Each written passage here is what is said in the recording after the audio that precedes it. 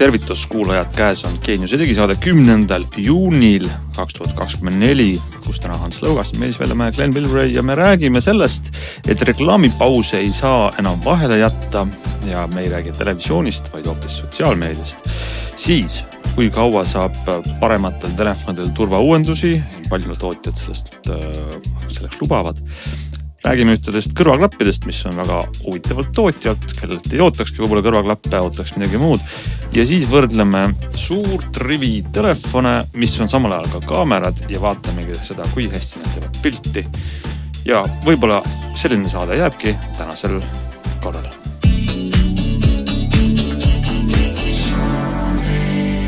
Alustame siis võib-olla tänast uudiste rubriiki teatega Instagramilt, kellel on meile väike uuendus välja pakkuda.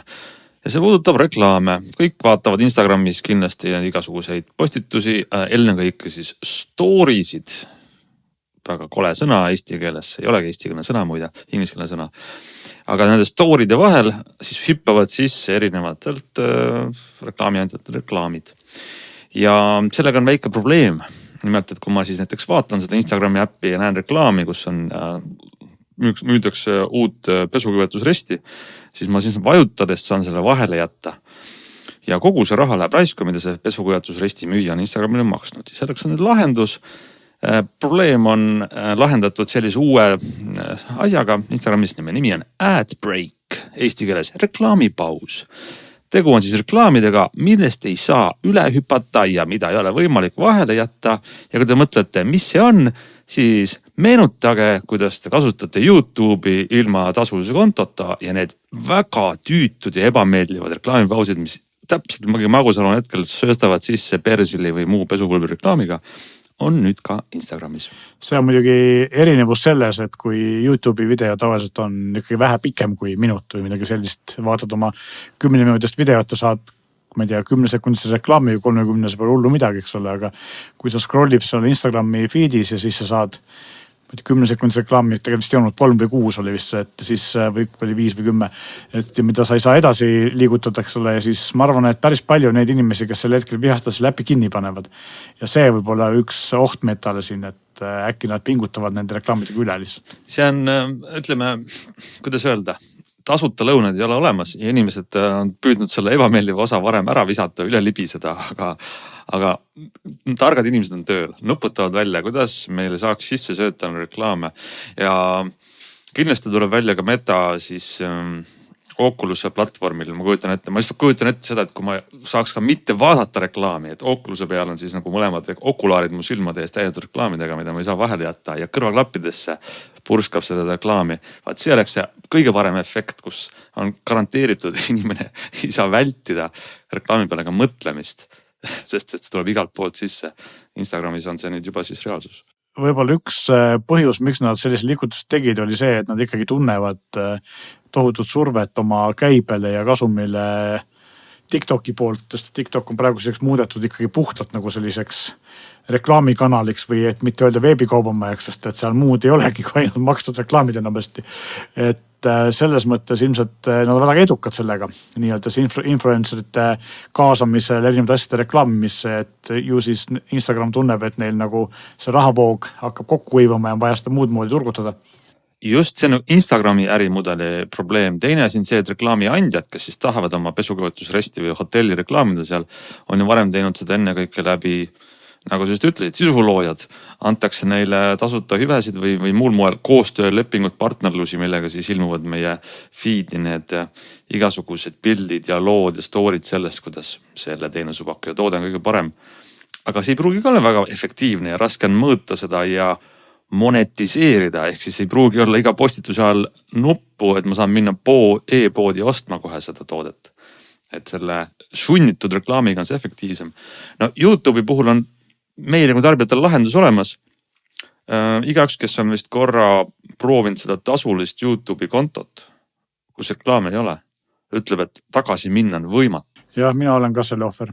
Kas sa Meelis oled ka tasulise YouTube'i konto omanik? Tegin sellepärast, et see on selline väga hea peibitus, et nad pakkusid mitte kuud aega nagu tavaliselt, aga vist mingisuguse seadme aktiveerimisel pool aastat. Ja kui see pool aastat läbi sai, siis ma oli põhjalikult harjunud sellega, et enam ei suhtunud reklaame vaadata. Glenn, kas sina oled vist ka või? Jaa, mina olen ka jah, aga seal on veel muid põhjusi ka, ega Google on teinud YouTube'is ka ju selle piirangu, et kui sul ei ole tasulist kontot, siis kipub see video jääma sul seisma, nii kui sa telefoni kinni paned, et juhuks, kui sa tahad kuskil autos kuulata või midagi. Ja võt see ei ole mul ei ole kunagi olnud seda probleemi, sest et kui ma YouTube'i kasutan, siis ma 99,9% vaatan seda aktiivselt või kasutan seda telekast, eks ole, et ma üldse kasutan telefonis väga vähe YouTube'i.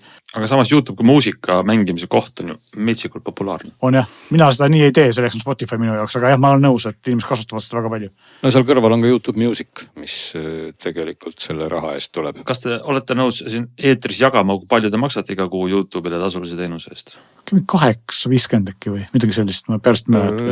Jaa, eks ta seal kandis on minust ükskord vaidlesime natuke selle üle, et need summad just olid nagu tõusnud, aga siis...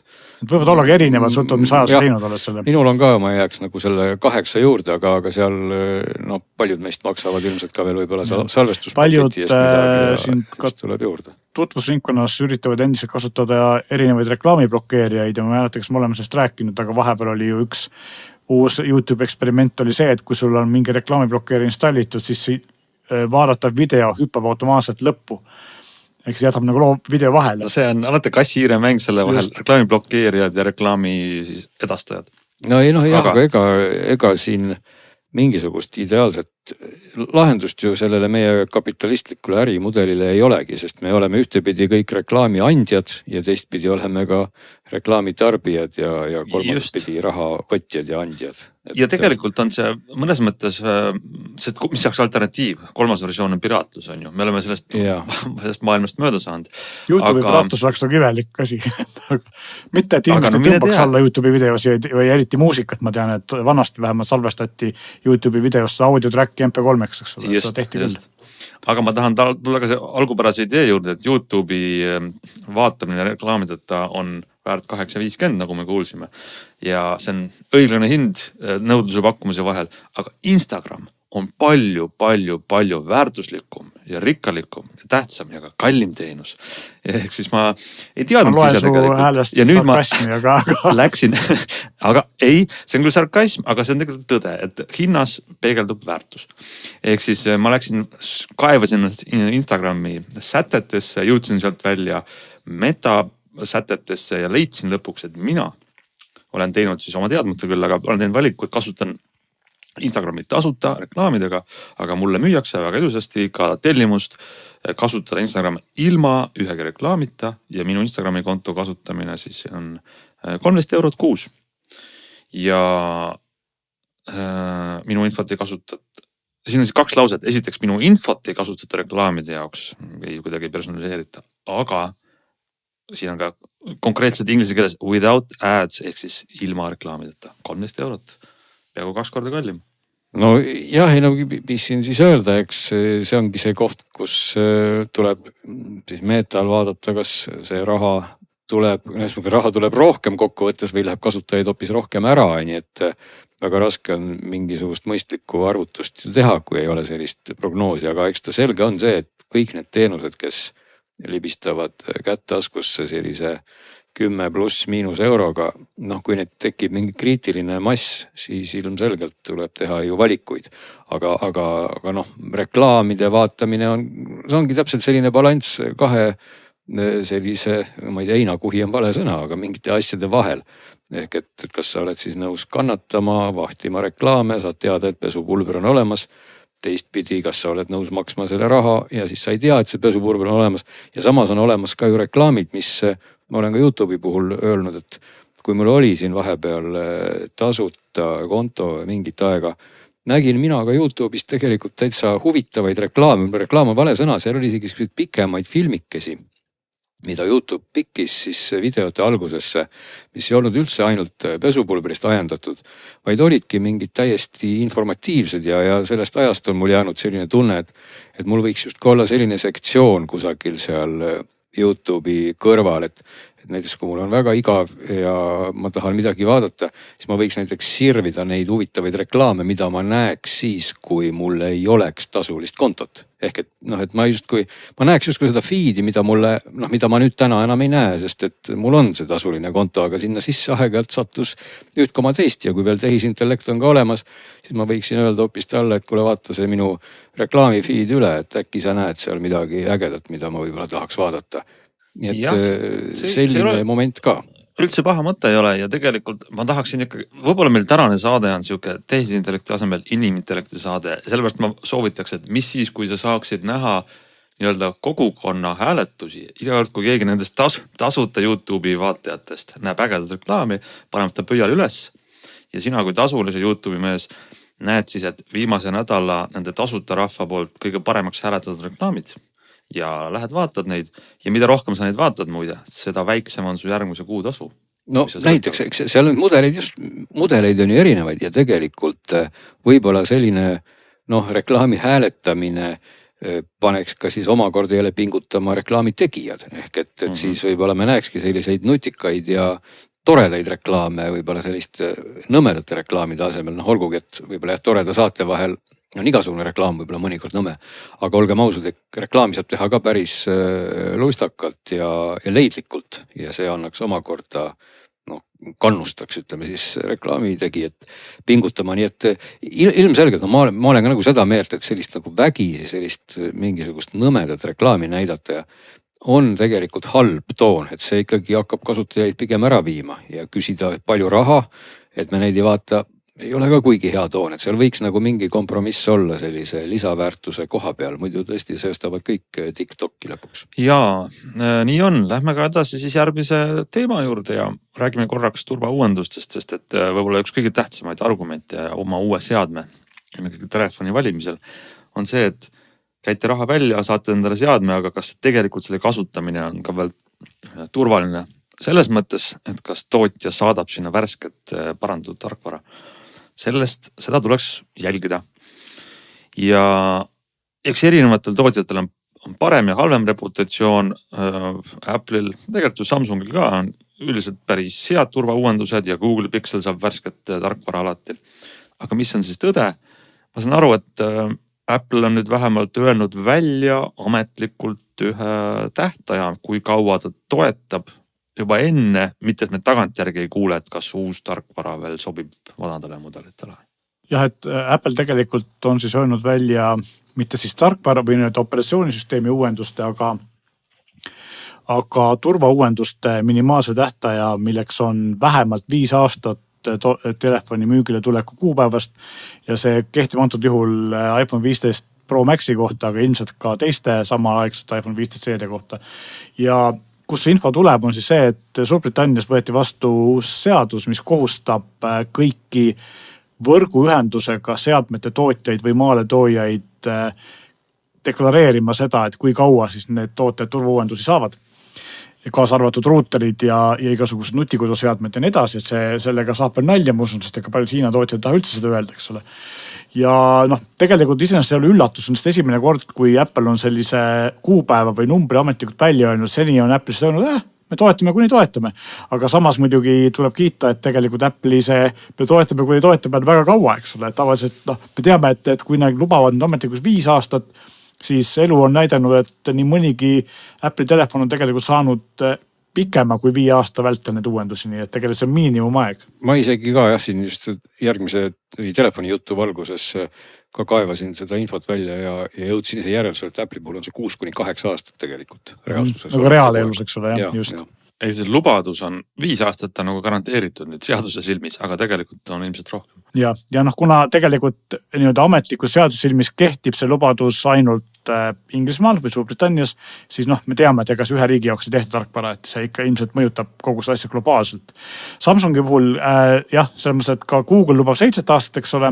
Samsungi puhul on niimoodi, et nad lubavad 7 aastat oma siis tippklassile S ja Fold ja Flip seeriale, A-seeriad ja väiksemad tegelikult on vist 4 ja 5, nii et 5 aastat. Ja teiste tootjate puhul ainuke vist on ka OnePlus, kes pakub 5 ülejäänutel ja vist Xiaomi ka uuendas oma poliitikat hiljuti 5 peale. Aga enamus teisi on seal 2-3 aastat ja mõni ei ütle üldse, eks ole, kaua nad neid pakuvad. Nii et.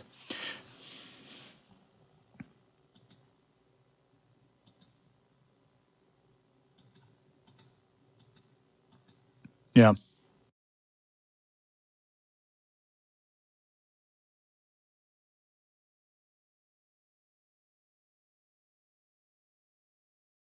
Jah, ja Motorola vist on ka Motorola on ka äkki 2 ja osadel vist osadel telefonidel on niimoodi, et ainult üks järgmine operatsioonisüsteemi versioon, ma ei mäleta, mis firmal see oli niimoodi.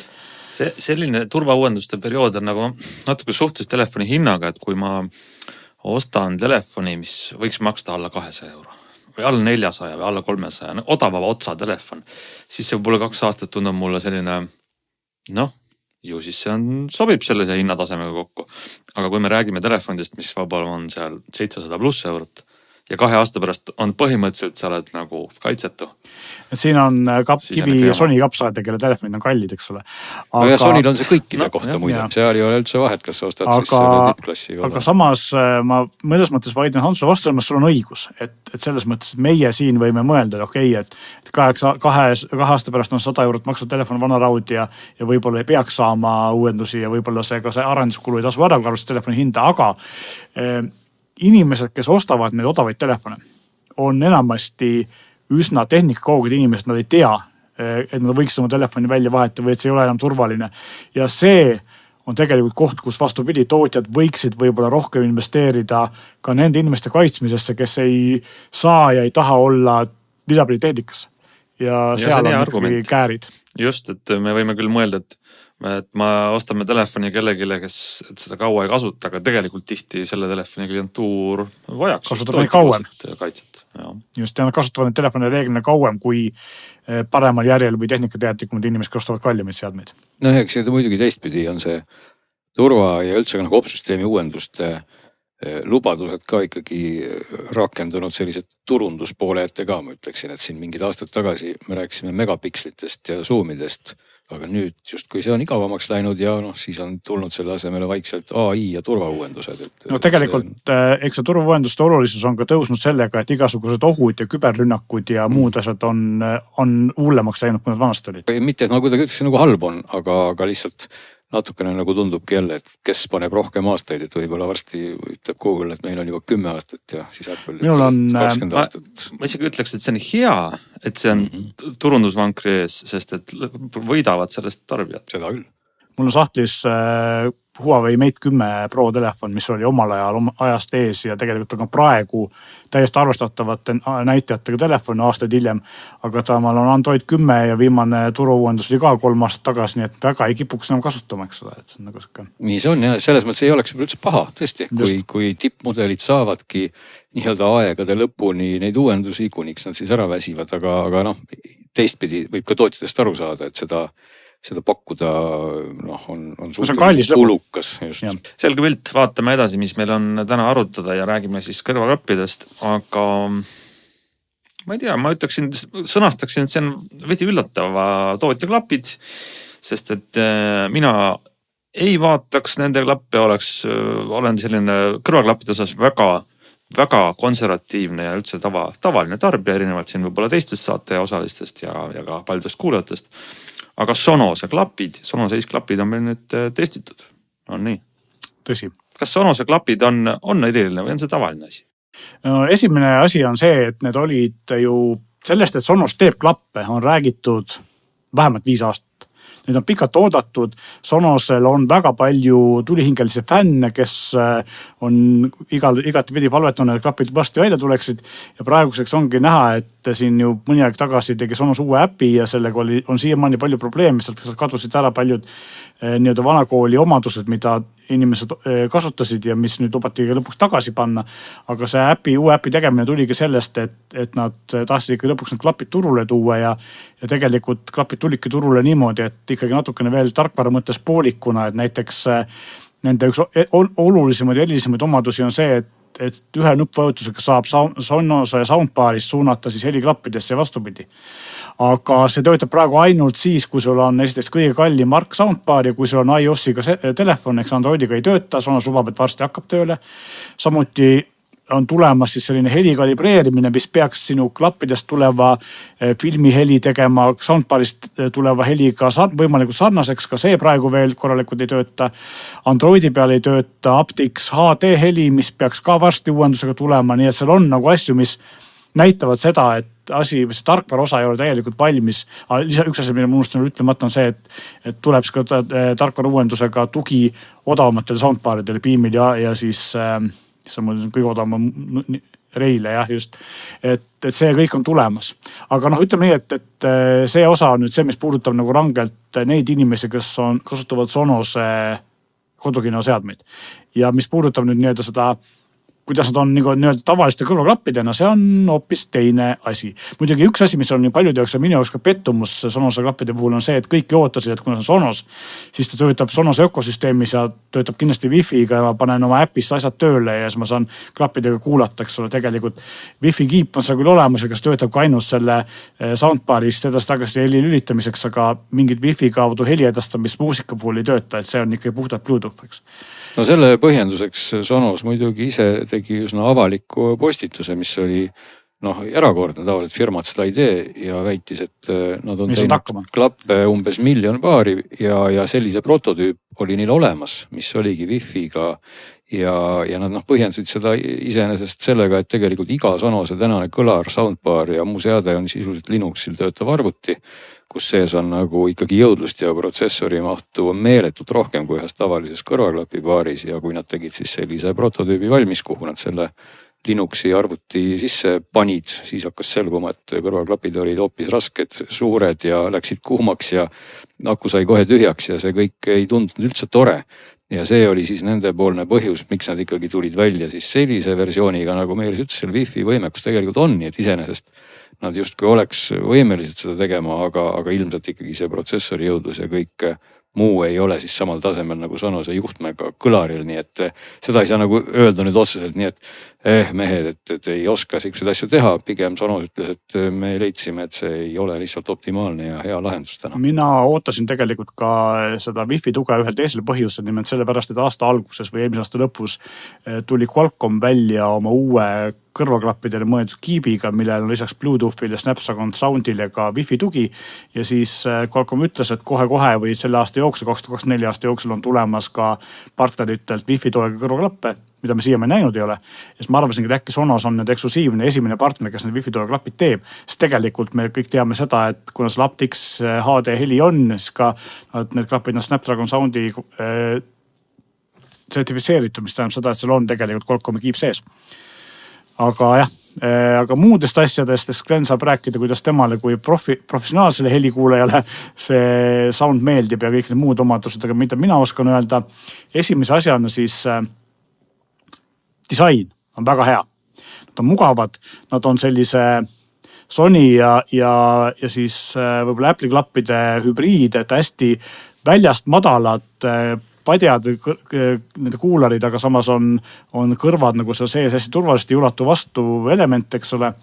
Ja üks asi, mida ma olen küll proovinud, aga mis mulle ei mulje on see, et kui sa nende klappidega lennukis muusika kinni ja mürasummutuse sisse üritad magada, siis nendega on palju mugavam magada, nii-öelda toetada pead kuskile vastu kui palju teiste klappidega. Ja teine asi, mis mind üllatas, oli üleüldine koostöö kvaliteet ja siis see nuppude asetus, et esimene mulje oli see, et need nuppud ei saa hästi töötada, sest et tal on kõigi omaduste juhtimine, praktiliselt kõigi omaduste juhtimiseks on üks selline hõbedane nupp, mis liigub siis üles-alla selleks, et helitugevust reguleerida ja siis sisse vajutades ühekordne vajutamine on play paus, topeltvajutamine on järgmine lugu ja kolmekordne vajutamine on eelmine lugu või tagasihüppamine ja pikalt peal hoides üritab, kui mu mälu mind ei peta, siis mürasummutuse ja siis selle läbikuulamise režiimi. Ja minule ei ole kunagi meeldinud need kõrvaklapid, mis sunnivad mind lool tagasi hüppamiseks kolmekordset vajutust tegema. Need enamasti ei tööta, see on väga frustreeriv kogemus ja ma olen alati arvanud, et võidaks leida mingi teine lahendus, kas või näiteks pikk vajutus kuskil helitugevus nupul või midagi muud või Sony moodi siis see piipeliigutus, eks ole. Aga Sonose klapid olid esimesed, kus see kolmekordne liigutus töötab ideaalselt, alati täpselt, alati mugavalt ja nad on selle nagu täielikult super hästi suutnud välja töötada. Ja ka teised väiksed nupud, mis on siis sisse välja lülitamine ja siis see Sonos soundbariga ühendamise nupp, need töötavad ka täitsa hästi, et selles mõttes nupud on nagu mugavad, õige koha peal, väga mõnusalt vajutatavad, et see kõik on nagu väga hea.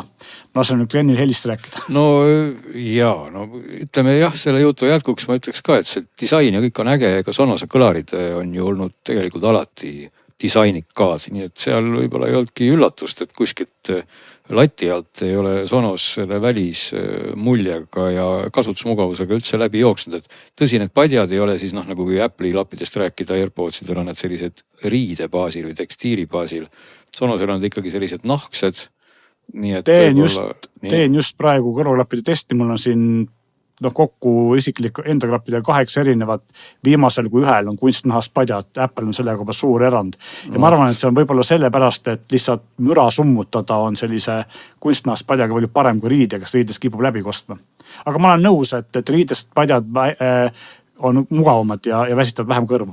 Et võib-olla jah, mingisuguse meie suves, kus temperatuur tihti on üsna soe juba, siis hoiad pikemad peas on võib-olla parem, aga teistpidi muidugi kõikidel konkurentidel kipuvad samasugused olema. Käivad magnetiga sealt ära, neid on hästi hea ära võtta ja siis ka see on tõesti väga hea.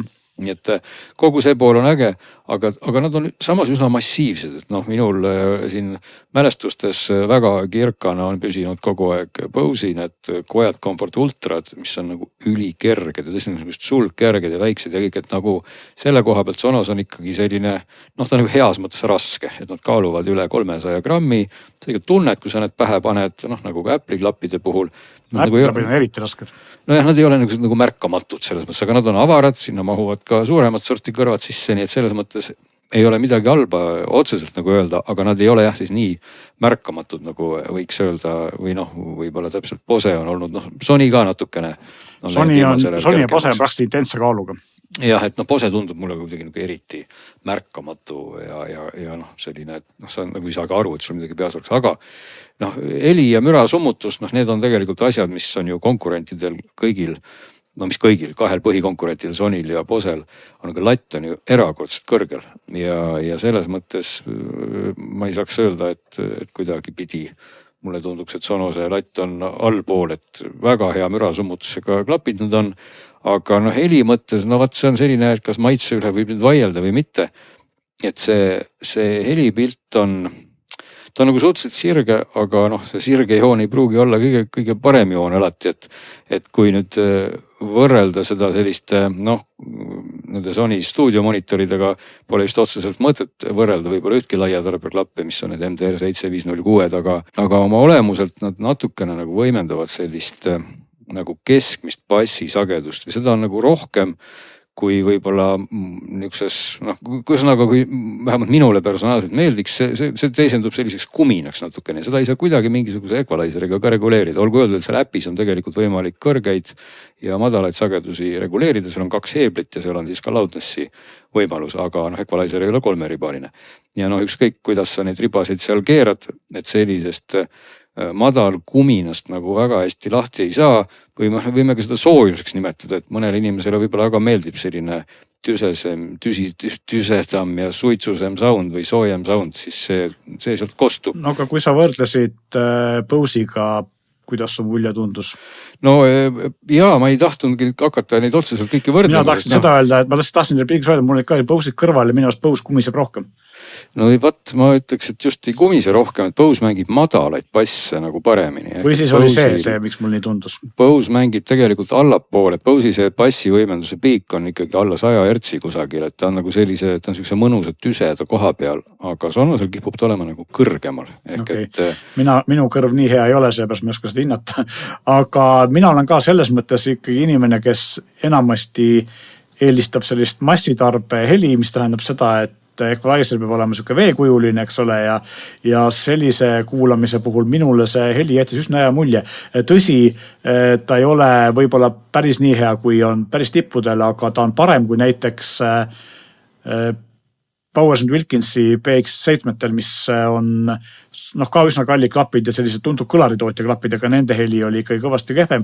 Ja üldse see heli oli nagu minu arust täitsa okei, et samas ma ei saa nõustuda mürasummutuse koha pealt, sest mürasummutuse koha pealt jäävad nad ikkagi selgelt nii Bose'ile kui Sony'le alla ja on ka üsna samal tasemel seal mingite järgmise nii-öelda rea klappidega, mis on okei, on piisavalt hea, aga mitte samal tasemel kui Sony ja Bose. No võib-olla nad on erineva profiiliga, ehk et ma panin siin, kuidas ma seda mürasummutust testisin, oligi see, et ega ma lennukisse ei jõudnud nendega hüpata, aga ma panin suurest bassikõlarist ja muudest kõlaritest ikkagi sellise lennuki müra, mis seinu väristas. Ja siis ma seda ka kuulasin ja tegelikult ma ütleks, et Sonose klappides jääb rohkem alles sellist nasaalset kesksagedust, ütleme seal mingid 1000 hertsi, aga Bose näiteks roobitseb selle kesksageduse nagu mõnevõrra paremini välja, aga teistpidi Bose'il natukene isegi võib-olla seda kõrget sagedust tuli rohkem sisse, aga selgelt on kuulda seda, kuidas Sonose puhul on see mürasummutus niuke, rumal on vale sõna, aga mingisugust AI-d seal ei rakendu, et sa paned need klapid pähe ja siis ta täpselt nii summutab müra. Bose'i puhul on selgelt kuulda, kuidas esimesed paar sekundit ikkagi kumiseb ja siis vaikselt kaob see kumin ära ja kõik läheb vaikseks. Aga see vahe on muide väga, mina ei ütleks, et see vahe on suur, et lihtsalt ei ole suur. Sonosel on natuke rohkem keskmist, aga Bose'il oli rohkem sellist nagu üldist segmenti, aga jah, mul muidugi teisi klappe põrdluseks ei ole. Ta ei ole suur isegi selles mõttes, et paljudel klappidel on see mürasummutus näinud nagu üsna heaks kõigil. Mulle tundub, et see tegelikult oleks päris huvitavad klapid, kui ma ei ole Androidi peal, olen iPhone'i peal. Esimene nii-öelda eeldus on täidetud. Teiseks mul on kodus Sonose soundbar. Okei, aga mul ei ole seda kõige kallimat, siis ma langen sealt sihtgrupist välja nii-öelda. Aga oletame, et mul on siis kodus kõige kallim soundbar. Ma usun, et lähima 6 jooksul on ka teiste soundbari tugi olemas. Nii et... Ja siis ma kujutan ette seda, et see on päris lahe, kui ma saan seda nupust omale siis telekabelli klappidesse. Aga ma nagu ei oska peasesti kategoriseerida, kas nad on ikkagi need klapid, mis ma võtan kodust kaasa ja vean siis müras ja lennukis ja korral mujal või on nad ikkagi mul on teleka vaatamise klapid või on nad mõlemad? Nad on universaalsed ja minu arust mulle tunduski, et see üks asi, millest Glen rääkis, see mid-bassi või see kõrgema bassi osa võimendamine, mulle tundub, et tulenebki sellest, et Sonos on veidi tuuninud seda heli niimoodi, et sellega oleks ka hea vaadata filme ja sarju ja ühesõnaga nagu, kuna nad on soundbari firma, eks ole, ja üritavad seda helipilti nagu kalibreerida siis soundbari sarnaseks, et see võib olla üks põhjus. Aga see ongi nagu ainukene eelis, mulle tundub, sest kui ma tahan neid klappe, millega ma käiks ringi, siis ma otsiks seda ülisuper mürasummutust Apple'ilt või siis seda helipilti Boselt, et siis ma ei tea, kas see Sonos mul oleks. Räägime hinnast ka, see maksab ikkagi üle 400 euro. Mina ei ostaks kumbagi ja ma tegelikult eelistaks ka teisi, aga samas ma mõne nädala pärast, kui ilmub juuli digiajakirjas, ma räägin kindlasti siin saates ka oma kõrvulapi testi tulemustest, seal on tulemused üsna üllatavad, aga ma võin öelda salduskatte all ette ära, et Sonose klapid olid seal sellises keskmises, ütleme, et mitte kõige parem, mitte kõige halvem, kõik omadus kokku võtta. Aga nüüd 2 asjast, millest me veel ei ole rääkinud, kui Glen rääkis mürasummutusest ja AI-st, siis selle puudumine tuleb esile ka tegelikult seal, kus puudub mikrofoni kvaliteet, et see oli neid ikkagi üsna halb. Bosel on ka, kus mikrofoni kvaliteet üsna halb. Aga samas, mis puudub nüüd seda läbikostust või awarenessi või kuidas iganes, mis iganes tootjad seda nimetavad, erinevad, siis see on uskumatult hea ja ma ütleks, et jääb alla ainult AirPods Maxidele parem kui enamus teiste klappidele. See on hea, jah, see väga loomulik on kogu see asi, mis sealt kostab. See on tõesti üli hästi õnnestunud. Aga jah, see ongi küsimus lõpuks, et kes või kuhu sa oma selle prioriteedi sead, sest see omadus, et sa saad teleka heli kuulata, on tegelikult täna täiesti unikaalne. Siis on kus sul on Sony või Sonose teised seadmed, eks ole? Jah, siis on muidugi see olemas seoses sellega tal ka see nii-öelda peapööramise tuvastus või et nagu siis ka teistel konkurentidel juba Boselgi. Ja mille mina kohe välja lülitan, sest ma ei kannata seda funktsiooni üldse, ma proovisin erinevatel neid ja see oli õudne kõigil. No samas ta töötas Sonosel mõttes väga hästi. Ei, ta töötab hästi, jah, kui sulle meeldib see. Ei, selle sihtgrupp või kuulamismuster ongi see, kui sa vaatad televiisorit, ehk et see on siis see, et heli kostaks sul just nimelt sealt teleka suunast, mitte siis telekas ei pöörduks sul peas koos peaga. Et küll tal ei ole siis nagu sellist vahepealset režiimi, et Bosel oli veel selline huvitav režiim, mis nagu tuli sulle vaikselt järgi kogu aeg. Ja see meeldib mulle ka. Kas ta on sees või ei ole. Nii et see pool on olemas, aga ikkagi ma tahtsin selle prioriteetide asjaga lihtsalt öeldagi seda, et kui see heli kvaliteet ei ole nii primaarne või ütleme, et see kõla võib-olla siis on ta siis natukene sumedam või keskriba rikkam või mis iganes. Kui see ei ole nii oluline, sa vaatadki televiisorist filmi või mingit muud asja ja sind huvitavadki need teised ägedad omadused, olgu selleks siis disain või kas või see soundbarrieri kuulamine, siis on tegemist väga ägedate klappidega, aga kui sa nagu prioritiseerid võib-olla mingisugust muud omadust, näiteks ma personaalselt ütleks kohe, et mina, eks ole, valiksin ilmselt Bose lihtsalt soundi mõttes kindlasti ennem, et kui ma ostan sellised klapid ainult nagu muusika kuulamiseks ja mulle juhtumisi see Sonose sound väga ei meeldi ja ma ei saa seda ka reguleerida, siis ei tohiks neid osta, nii et siin on väga keeruline öelda, et kas siis ta on nüüd head või halvad, aga fakt on see, et Sonos on teinud väga palju asju väga hästi ja kindlasti see heli kõla sellisena ei ole siis mingi juhus, et see nüüd selline on, aga teistpidi võiks seal tõesti olla võib-olla natukene rohkem seadistusvõimalust, kas või võib-olla seal 3-4-ribaline equalizer võiks seda pilti juba kõvasti parandada. Ja, mina panin vastupidi, et mina panin oma testis heli poolest puhtalt isiklikust eelistusest Sonose klapid Bosest ettepoole. Aga samas kumbki neist ei saanud kõrget kohta, sest et seal on teised klapid, mida ma praegu ei ütle. Ja teistpidi on jällegi see, et üks asi, mida peab nagu mõlemat kõigi klappide puhul silmas pidama, eks ole, on see, et kas su ostuotsust mõjutab ka hind või mitte, sest et Sonose klapid maksavad 500 €, nad on väga kallid. Ja see hind võib-olla õigustab ennast tõesti siis, kui sa oled Sonose kõlarite kasutaja, sul on Sonos soundbar, sa tahad seda ühilduvust ja ökosüsteemi ja siis okei. Aga muul juhul lihtsalt maksavad nii palju, et seda peab kindlasti arvestama, et sama head klapid või paremad saab tegelikult odavamalt. Aga jällegi disaini ja sellise mugavuse selle poolest on nad ikkagi päris tipus. Ega Bose Ultra Quiet Comfort on täpselt samas hinnaklassis. Jah, umbes samas, natuke odavamaga.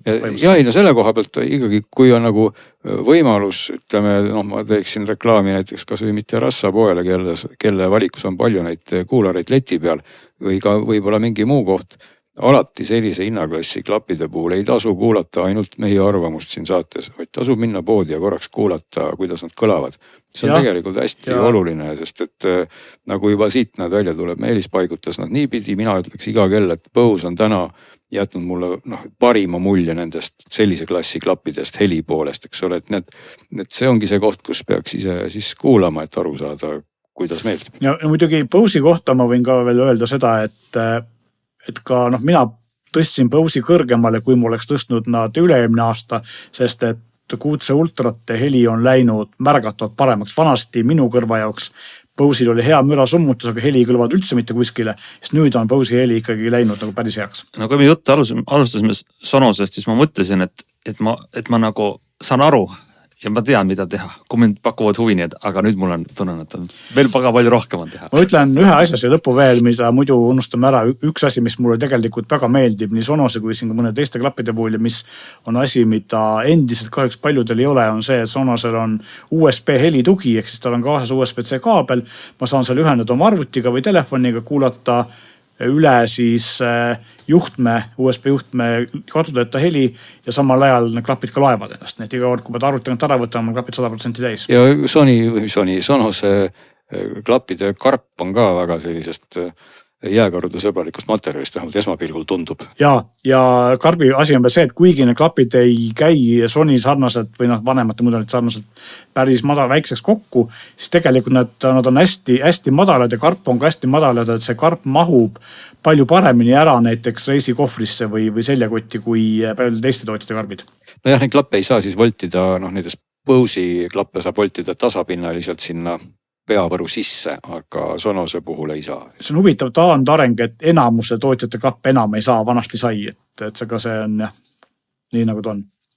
Tõesõnaga võib öelda kokkuvõtteks, et tegemist on igati toredate ja hästi õnnestunud esimeste klappidega Sonoselt, mida peaks siis ise minema kuulama ja mis saavad ajas ilmselt asju kõvasti juurde. Just. Nii, aga meil on veel natuke veel aega jäänud ka, et rääkida kaameratelefonidest, sest et Glen, sa testisid paljusid telefone ja lasid ka meie silmadel neid hinnata. Enne kõike siis räägime täna kaamera ja video režiimidest. Tulemused olid üllatavad. Tulemused on kogu aeg üllatavad viimased. Räägi, kes seal üldse sul valimis oli kõigepealt, et kellest me räägime? No see oli nüüd jah, digi selle kuu testina ka on avaldunud, kui keegi on juba ajakirja ostnud või ka netist vaadanud. Seal olid Apple iPhone 15 Pro Max, Google Pixel 8 Pro, OnePlus 12, Samsung S24 Ultra, Xiaomi 14 Ultra ja Sony Xperia 1.5. Tuleb küll kohe öelda Sony kohta, et täna on Sonyl nüüd väljas Xperia 1.6, kus Sony on teinud üksjagu selliseid kosmeetilisi ja mitte ainult kosmeetilisi parandusi. Nii et mõnes mõttes võib-olla oli ebaõiglane, et Sonylt läks sinna siis eelmine mudel, aga no kahjuks ei olnud seda viimast kuud siis veel olemas maikuus. No siis just ta esitati. Nii et ütleme, et tippmudelid kõikide tänaste peamiste tootjate, kes Eestis on saada. Küll ei ole sellised Honorid, muide Honoril on ka väga tore ja konkurentsivõimeline telefon, aga ka selle saadavus Eestis kuidagi on heitlik. Muidu oleks võinud selle sinna ka lisada. Nii et kõige kallimad, mida ritilt on võtta.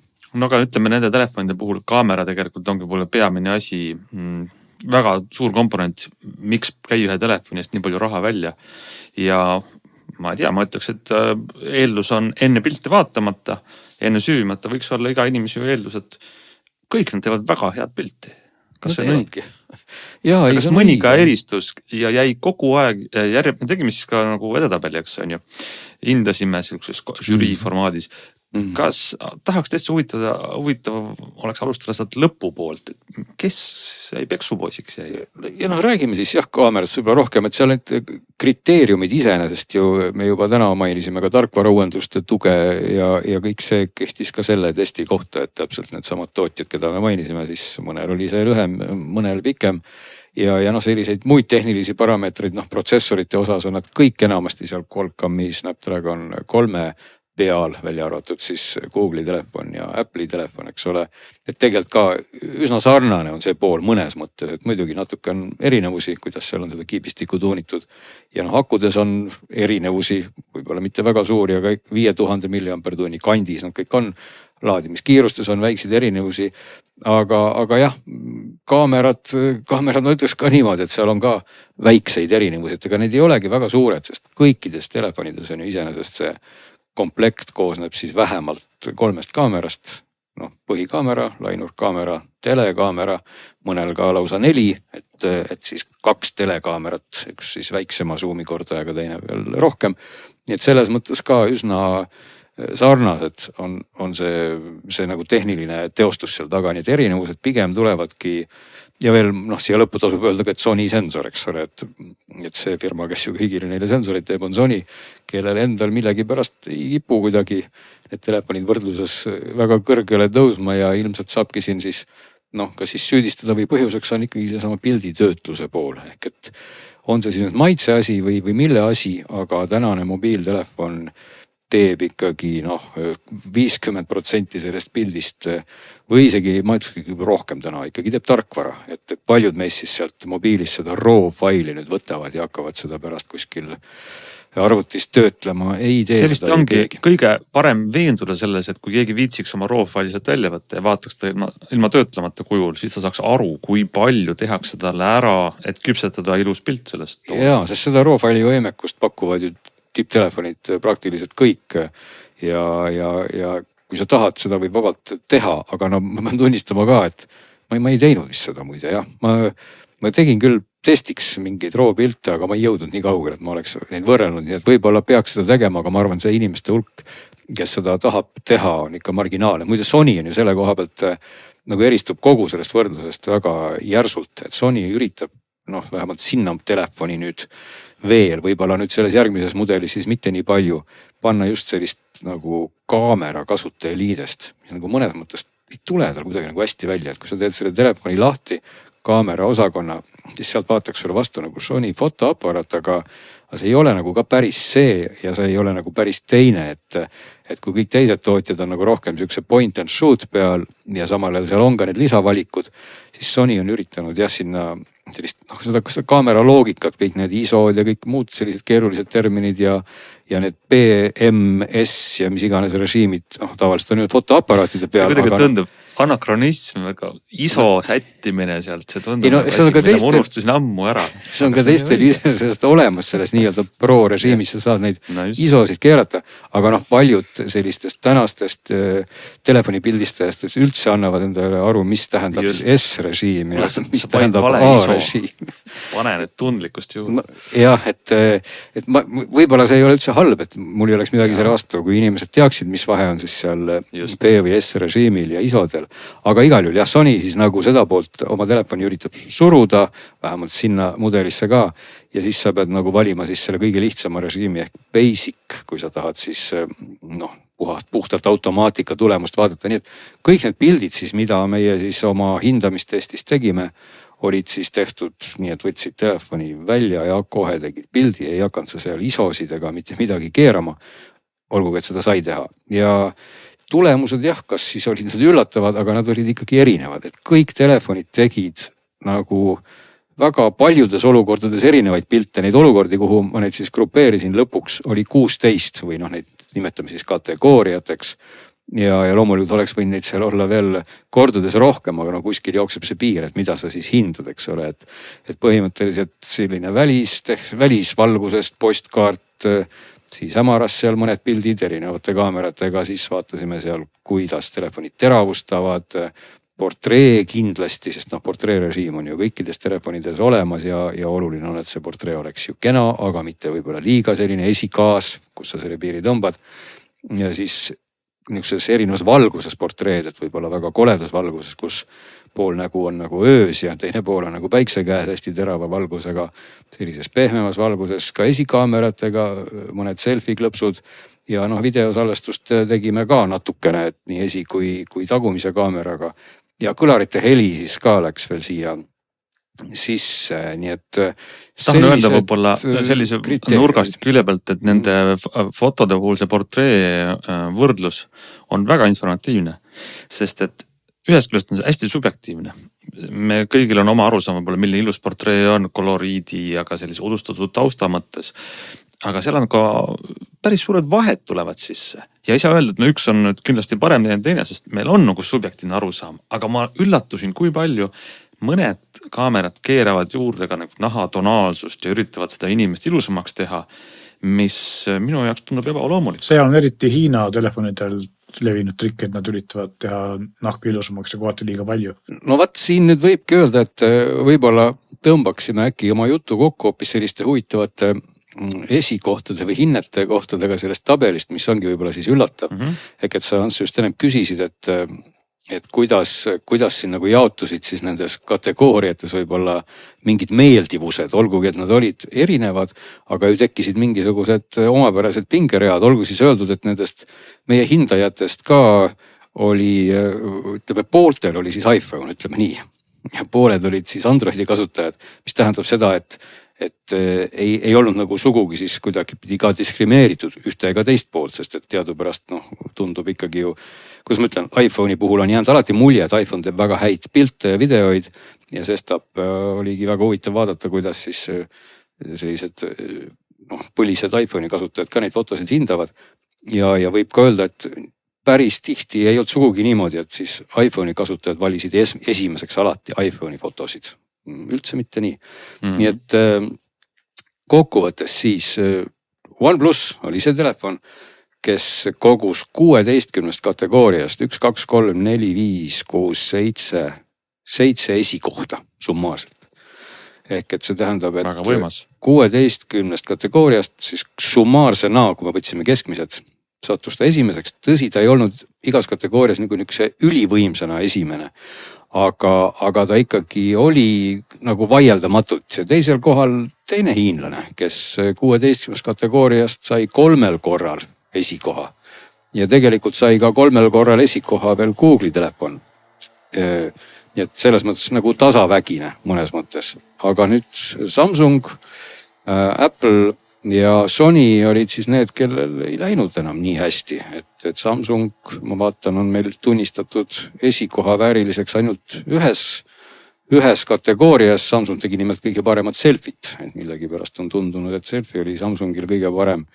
Ja siis Apple'i puhul oli kõige parem ainult järelteravustamise loomulikkus, väga loomulikud olid need pildid ja kõlarite heli kategooria, aga tavaliste fotode osas nagu Apple'il läks pigem halvasti, sest et näiteks kui me võtame põhikaamera päevavalguses, selline tavaline postkaardi pilt, siis kui seda keskmist hinnet vaadata, me hindasime siis niimoodi, et telefoni oli 6, parimal juhul võis saada siis parim pilt 6 punkti ja halvemal juhul sai ta siis 1 punkti, et reastasime nagu selle järgi.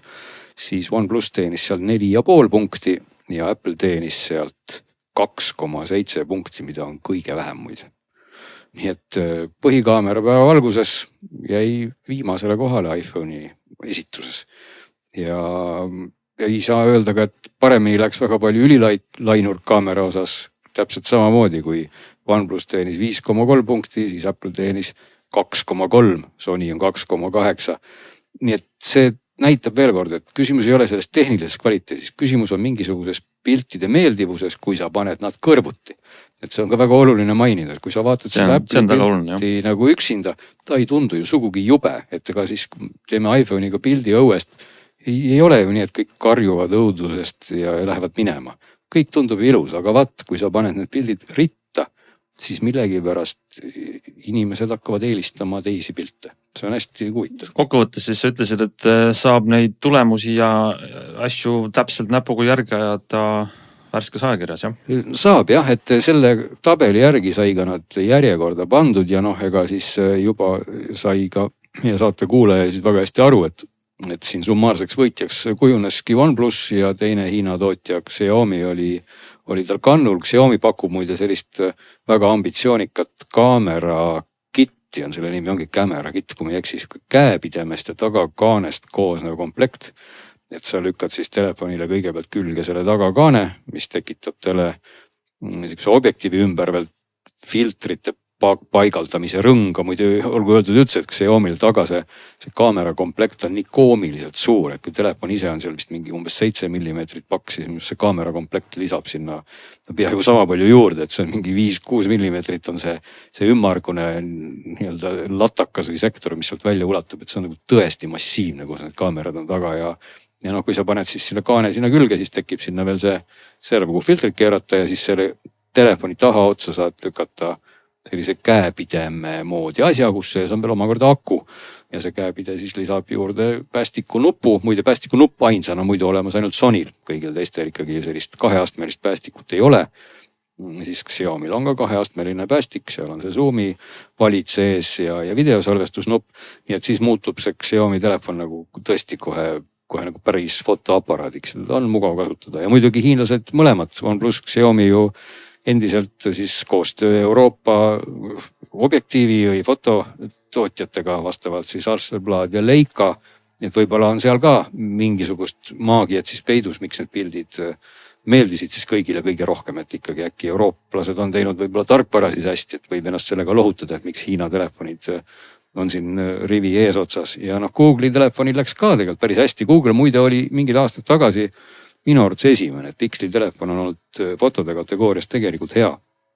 Aga need seekord nii hästi ei läinud ja Apple siis jäi vist tagasihoidlikule. Ma nüüd vaatangi, et oli seal eelviimane koht, Samsung oli seal rivi keskel ja Sonyl ei läinud ka üldse hästi. Et see, et Sonyl ei lähe hästi, ei ole üllatus ja sellest on nagu natuke kahju, et võib-olla sellel järgmisel mudelil siis läheb paremini, et sest Sony telefon teeb tegelikult ägedaid pilte, kui sa neid ISO-sid ja M-e ja B-sid ja S-e seal keerad ja reguleerid, siis ei ole võimatu, et sa saad tegelikult ägeda tulemuse ja Sonyl on ka väga võimekas videoäpp näiteks, kus sa saad tõesti reguleerida kõiki kaadrisagedusi, nende kuulsate kaamerate profiile, profi omade. Et tegelikult Sony justkui nagu üritab ollagi selline profiseade telefoni kesta sees, küsib sellest ka palju raha, aga see ei ole nagu minust väga tulemuslik lähenemine, et võib-olla Sony selles uues mudelis on natukene vaadanud jälle näoga sellise tavalise inimese poole. Ja muidugi iPhone teeb ka väga head videot muide, seda peab küll ütlema, et videokategoorias ma vaatangi, kas on Apple saanud siis põhi, ei ole ka muide päris tipus, ikkagi me oleme hinnanud, et 5,7 on saanud Google videopildi koloriidi ja sellise üldmulje eest ja Apple'i telefon on saanud 5,3 iPhone. Nii et aga ikkagi üks paremaid, et siin nagu näiteks siis nii Xiaomi OnePlus on siis veidi tagapool.